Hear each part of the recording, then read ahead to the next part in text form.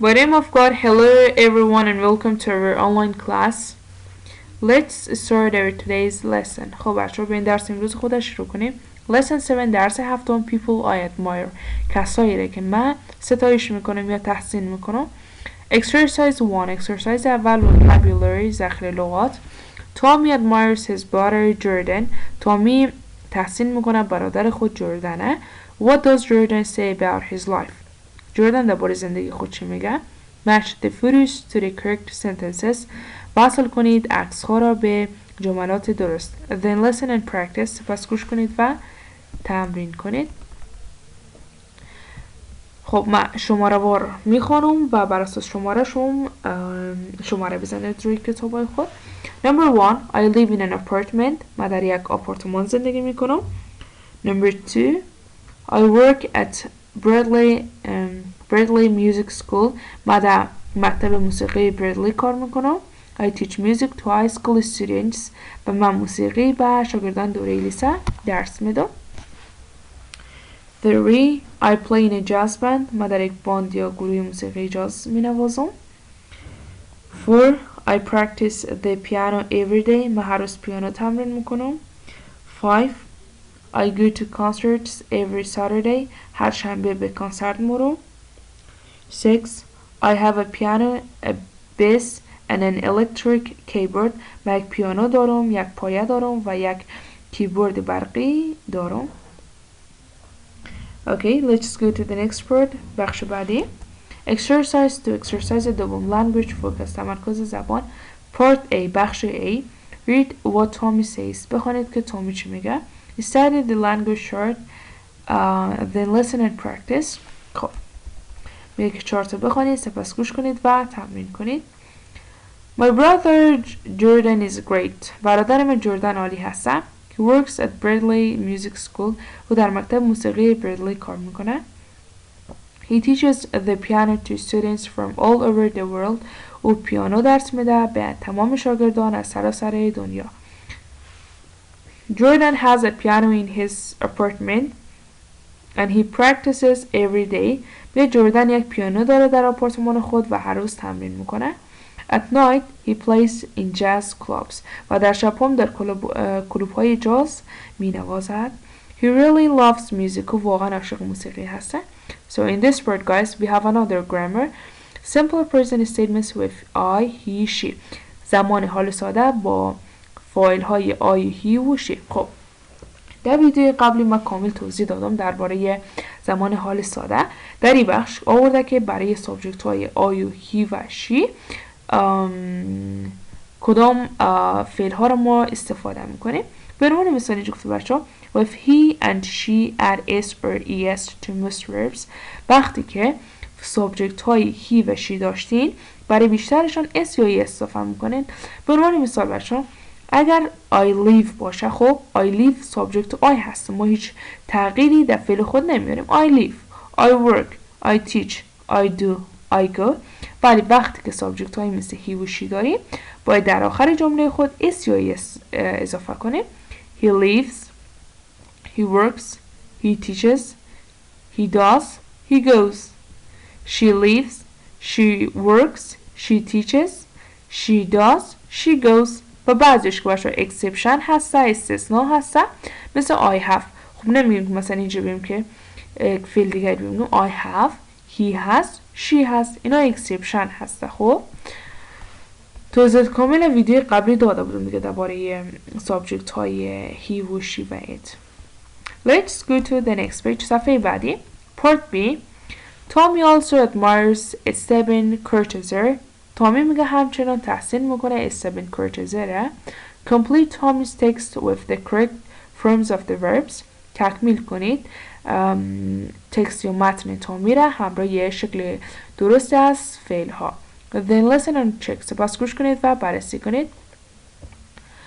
I admire Esteban Cortázar. من تحسین میکنم استبن کورتزره. He's from Colombia. was کلمبیا هستن. But he اما او خب در این قسمت چیز کن he lives اما او زندگی میکنه in Miami در میامی. Esteban is a fashion designer. Esteban یک دیزاینر فشن دیزاینر هسته.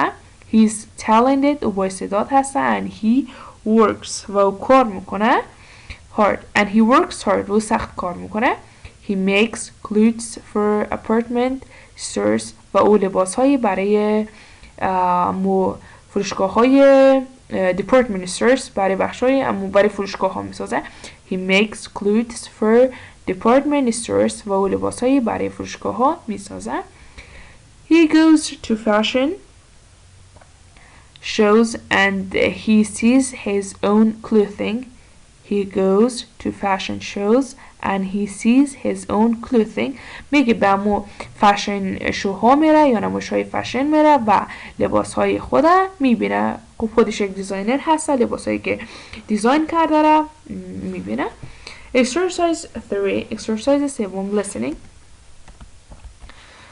Caroline Zheng is a famous skating star Caroline Zheng هست یک اسکیتر ستاره اسکیت خیلی معروف هست Are the sentences true or false about her آیا جملاتی که پایین هست درباره او درست هست یا اشتباه هست Listen and write T true or F false گوش بدید و بنویسید اگر درست بود T می‌نویسید یعنی true درست و اگر اشتباه بود F می‌نویسید یعنی false اشتباه Number 1 is شماره اول کار کرده هست Caroline Zheng is American Caroline Zheng آمریکایی هست True That's true درست هست She has a sister او یک خواهر داره True درست هست She lives with her family in New York با خانواده خود در نیویورک زندگی میکنه This one is false ای اشتباه هست She lives with her family in California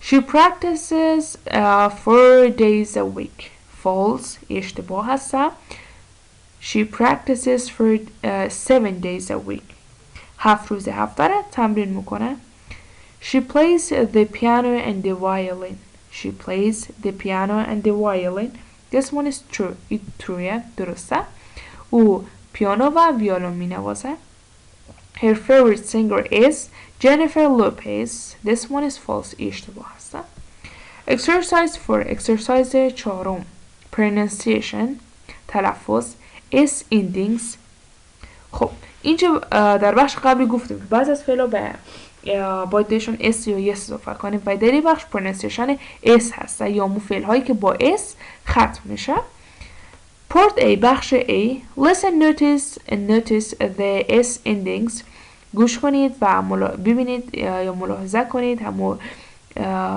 فعل هایی که به S ختم میشه Then listen again and practice پس دوباره گوش کنید و تمرین کنید خب در این قسمت فعل هایی که با S ختم میشه ولی صدای سره میده یعنی خود صدای سره میده takes collects خب در این بخش فعل هایی که با S ختم میشه ولی صدای زده میده plays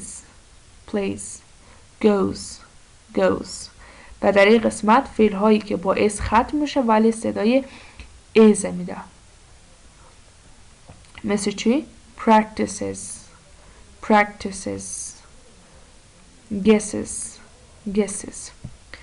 Part B بخش B Listen write these verbs in the correct columns خب گوش کنید و همه فعل ها را در ستون های درست بنویسید فعل های ما چی هستن؟ lives works teaches eats watches and has خب این سه تا فعل هستن listeningشو گوش میدید این 6 تا جای خالی رو پر میکنید بعد از رو ویدیوی من چک میکنید خب دو تا اولی که صدای اسم میده یکی eats هست eats یکی works هست works eats works فعل هایی که با اس ختم شده صدای زیاده میده یکی leaves هست leaves و یکی دیگه has leaves has و فعل هایی که با اس ختم میشه ولی صدای از میده کدام فعل ها هستن watches